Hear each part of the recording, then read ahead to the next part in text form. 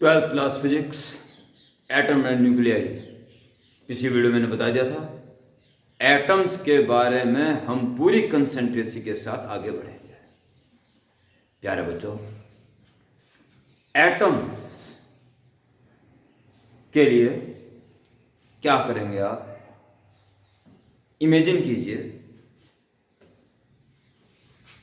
बहुत सारे तरबूज, वाटरमेलन, कद्दू, दो कांच की दीवारों के बीच में बहुत सारे भर दिए गए, बहुत सारे, और एक ही कॉलम नहीं आ रहा है, बहुत सारे कॉलम हुए 1000। कद्दू की एक लेयर, 1 2 3 4 5 6, फिर उसके बगल में दूसरी, फिर तीसरी, 1000 कद्दू भर दिए गए। और ऐसा ही इन्हीं दो, और ये दो दीवारें हैं कांच की बनी हुई हैं, ग्लास। और एक तरफ हमने क्या किया, इन्हीं दो ग्लास वॉल के बीच में बड़े बड़े बैलून, जिनका आकार उन वाटरमेलन जैसा ही है, पर अंदर हवा भरी हुई है, ट्रांसपेरेंट है। और हर बैलून के बीच में एक छोटी सी स्फीयर गोली हुई, तो कंचा बचपन में खेलते हो, ग्लास स्फेरिकल बॉल, स्मॉल, कंचा बोलते हैं हिंदी में। एक बड़ा बड़ा बैलून फुला दिया, उसके बीच में कंचा डाल दिया और बांध दिया ऊपर से। ऐसे ऐसे बैलून बिल्कुल जैसे कद्दू, ये वाटरमेलन भरे थे, तरबूज, ऐसे ही भर दिए। दो कांच की दीवारों के बीच में बहुत सारे कद्दू या तरबूज, वाटरमेलन, और ऐसी दो कांच की गिलास के बीच में बड़े बड़े बैलून्स, ट्रांसपेरेंट कलर वाले, having air and involving A small glass sphere. प्यारे बच्चों, इधर से अगर लाइट डाली जाए बड़ी जोर से, हाई इंटेंसिटी की, कद्दू वाली कॉलम में और बैलून्स वाले कॉलम में, तो आपको साफ साफ ये नजर आ जाएगा कि बैलून वाले पार्ट में से लाइट बिल्कुल पार निकल जाएगी मोस्टली, जब यहां बिल्कुल पार नहीं निकल पाएगी। प्यारे बच्चों, यहीं से स्टार्टिंग होती है इस चैप्टर की।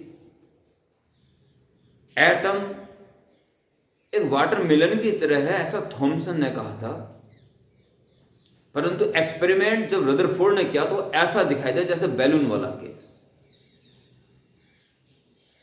अल्फा पार्टिकल की बॉम्बिंग की गई, गोल्ड फॉयल इतनी पतली ली गई कि लगभग 1000 कॉलम्स एटम्स उसके बीच में आ चुके थे। इधर से अल्फा पार्टिकल जब डालोगे, अगर वहां एक भी अल्फा पार्टिकल ना निकलता, फिर तो थॉमसन मॉडल ही ठीक था। पर हमने क्या देखा, या उन्होंने क्या देखा, कि मोस्टली अल्फा पार्टिकल सीधे पार चले गए, जिससे थॉमसन मॉडल पर ब्रेक लग गया और यह साबित हुआ कि वो वाटरमेलन जैसा नहीं है। ये तो ऐसा है जैसे अधिकांश खोखला है और सारा मास लगभग, और सारा पॉजिटिव चार्ज ऐसे एक ही जगह पे सीमित है, जैसे वो कंचा भरा हुआ है एक बैलून। ओके, तो प्यारे बच्चों, रदरफोर्ड ने क्या एक्सपेरिमेंट करा, क्या ऑब्जर्वेशंस करे, उनसे क्या रिजल्ट निकला, इसके बारे में रूबरू होंगे। फिर इस आधार पर उसने और क्या क्या कैलकुलेशन करी कि अंत में उसने एटॉमिक मॉडल प्रस्तुत किया कि एटम ऐसा होता है। तो उसके लिए स्टेप वाइज आप शुरुआत करेंगे। फर्स्ट हेडिंग,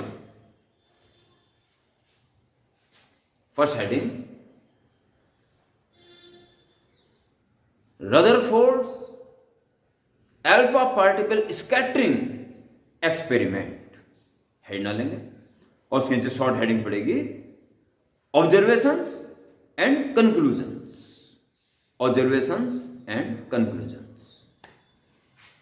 जिन सर्वप्रथम आप डायग्राम बनाएंगे।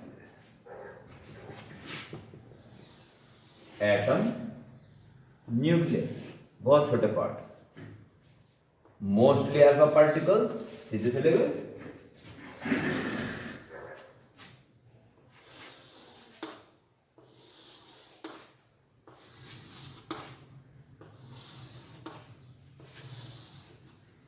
और कुछ जो ज्यादा पॉजिटिव पास से जाएंगे, डिफ्लेक्ट हो जाएंगे,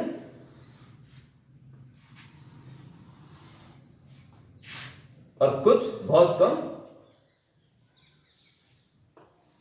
90 डिग्री से ज्यादा रिफ्लेक्ट हो सकते हैं,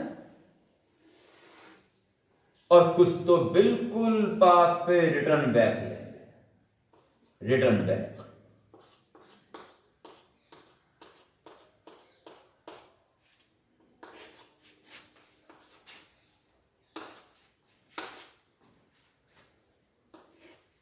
This is nucleus. This atom. Diagram बना देंगे। अभी 3 चरणों में इसको, या तो स्टार पॉइंट बना दें, पहला स्टार पॉइंट जितने जो मैं बोल रहा हूं, फिर दूसरा स्टार पॉइंट, अभी तीसरा स्टार पॉइंट। तो फर्स्ट ऑल डायग्राम, फिर पहले स्टार पॉइंट में क्या लिखेंगे, most of alpha particles passed where, past state way without any deflection. It means most part of atom is hollow. बस इतना लिखना। रफ नोटबुक में लिखना शुरू करते हैं, साथ साथ पॉज कर करके, तभी नोट्स बनते चल जाएंगे। Second, some electrons are bends through a small acute angle. It means whole positive charge concentrated at one place only. Third point, very few electrons, alpha particles, very few alpha particles return back to same path. It means whole positive charge concentrated at one place is extremely small. Okay, this is called nucleus. ये 3 जो observation के तहत दिखाई दिया, उसके तहत इसके conclusions क्या क्या हो सकते हैं, इन 3 चरणों में लिख के इस काम को खत्म करेंगे। इसके बाद हेडिंग पड़ेगी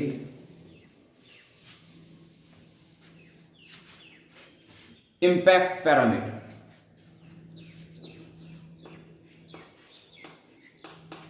इम्पैक्ट पैरामीटर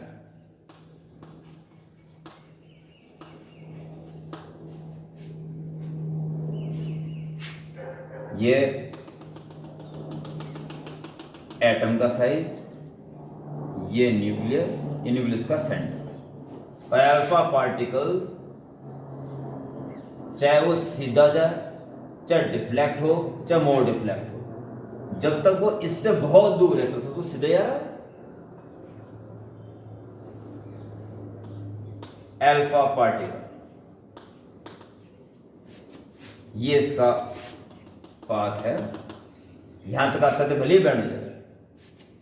तो न्यूक्लियस सेंटर से इसके वेलोसिटी वेक्टर की perpendicular distance is called impact parameter.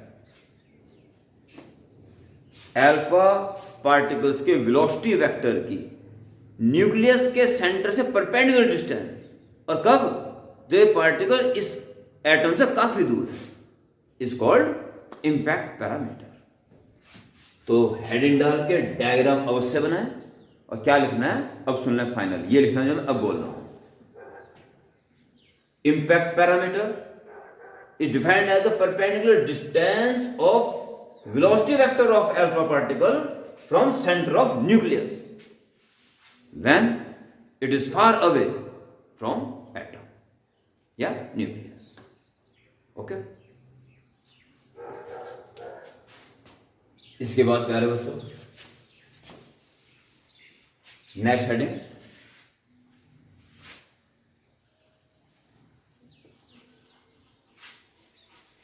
Closest distance.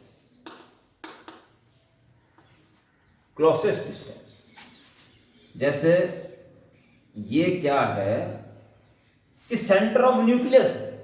अब न्यूक्लियस कितना बड़ा है इसका अनुमान लगाना, estimation of size of nucleus.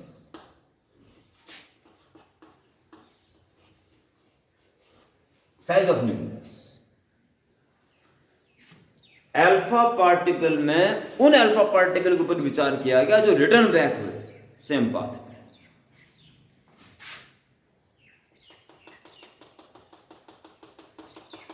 जो हेड ऑन कॉलिजन कर रहे होंगे वो रिटर्न पाथ पे वापस आए होंगे, और ऐसे की संख्या बहुत कम थी। इसका मतलब हेड ऑन कॉलिजन बहुत ही कम हो रहा, अर्थात न्यूक्लियस का साइज बहुत ही एक्सट्रीमली स्मॉल है। This m mass alpha particle heavy speed v से, और वो यहां तक आ पाया तो पॉजिटिव चार्ज है और न्यूक्लियस से पॉजिटिव चार्ज है, तो आते आते रिपेल करेगा उसको, और दो चार्ज जब पास आ जाएंगे तो इलेक्ट्रोस्टैटिक पोटेंशियल एनर्जी उसमें डेवलप हो जाएगी, जो कि कहां से आएगी, इसके पास जो काइनेटिक एनर्जी है। अब सोचिए कितना आसान केस है। ये आपका न्यूक्लियस, ये alpha particle, both are positive charge, stationary and is moving state. क्या हुआ, काइनेटिक एनर्जी कम होती जा रही है और पोटेंशियल एनर्जी बढ़ती जा रही है, और जब क्लोजेस्ट डिस्टेंस पे आ जाएगा तो बिल्कुल रुक जाएगा। रुकने का मतलब सारी की सारी काइनेटिक एनर्जी इसमें कन्वर्ट हो चुकी है इलेक्ट्रोस्टैटिक पोटेंशियल एनर्जी में। अगर काइनेटिक एनर्जी उसमें बची रहती तो ये भी और आगे जा सकता था। क्या किया गया कि इसको और ज्यादा एनर्जी दी गई, थोड़ा और पास आ गया, और ज्यादा एनर्जी दी गई, और पास आ गया। एक बार को क्या हुआ, इससे ज्यादा पास नहीं आ पा रहा है, इससे ज्यादा आगे नहीं बढ़ पा रहा है। इसका मतलब है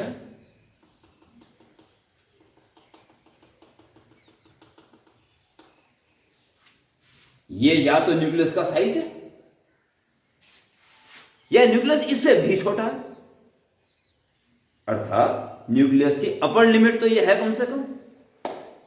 it's a very great point कि न्यूक्लियस इससे बड़ा तो नहीं है, छोटा हो सकता है, upper limit of size of nucleus. तो जैसे आपने हैंड डाली, ये डायग्राम बना, तुरंत डायग्राम बना, और उसके बाद क्या लिखेंगे आप, when alpha particle are moves towards nucleus, then at closest distance its whole energy is converted into electrostatic potential energy. Okay, if closest distance is r naught, then कितना एनर्जी है इसमें, हाफ एम वी स्क्वायर, और सारी की सारी किसमें convert हो जाएगी, सारी की सारी, और जरा सी बच्ची रहती है फिर चलता रहता भी है। क्लोजेस्ट डिस्टेंस पे सारी खत्म हो चुकी है, और किसमें कन्वर्ट हो चुकी है, खत्म नहीं, कन्वर्ट। जब ये अल्फा पार्टिकल यहां पहुंच चुकेगा, दो पार्टिकल्स के बीच की electrostatic potential energy 1/4πε0 Q1 Q2 upon R। Q1 इसका चार्ज 2e, प्रोटॉन डबल होता है ना पॉजिटिव, 2e इंटू कितने प्रोटॉन है इसमें, अगर जेड एटॉमिक नंबर है तो नंबर ऑफ प्रोटॉन्स ही नंबर ऑफ एटॉमिक नंबर होता है, atomic number is equal to number of protons as well as is equal to number of electrons in neutral state. और हर प्रोटॉन में charge E है, Z protons so ZE total charge of nucleus Q1 Q2 upon R0। R0 square होता है Coulomb force and upon R0 तो not होता है electrostatic potential energy. तो प्यारे बच्चों इसको कैलकुलेट करके R0 को निकाल देना है, साइज ऑफ न्यूक्लियस। इसमें जब एक बार कैलकुलेशन हो चुकी है तो वही कैलकुलेशन रहेगी, बस आपको कैलकुलेशन करने की जरूरत नहीं है। हाँ, वैल्यू जरूर पुट कर दें। R0 इक्वल्स, ज्यादा बड़ा तो नहीं आ रहा, ठीक। R0 इक्वल्स, ये धर लिया पूरे नीचे लिया 1/4πε0 और 2 पर बन जाएगा 2 2 जा 4 ZE स्क्वायर 2 2 जा 4 ZE स्क्वायर 4 पहुंच गया, ये इधर आएगा mv स्क्वायर नीचे जाएगा mv square.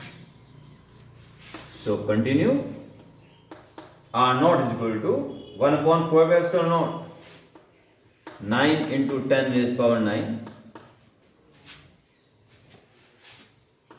4 into atomic number. अलग अलग एलिमेंट्स के लिए अलग अलग। अगर रदरफोर्ड की बात करें, उसने गोल्ड फॉयल पर अपना एक्सपेरिमेंट किया।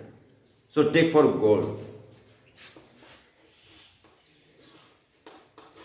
गोल्ड, एटम 79, ठीक है, यहां तक आ रहा है सर बोर्ड में।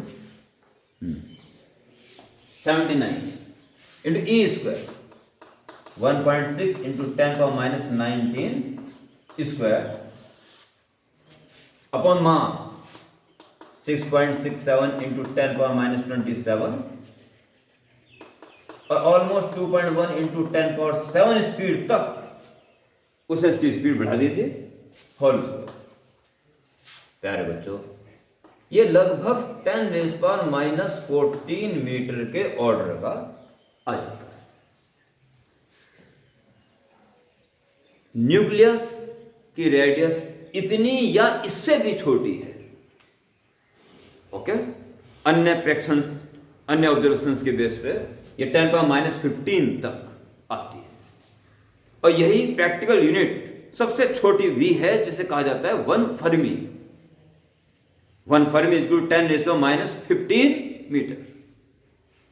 This is the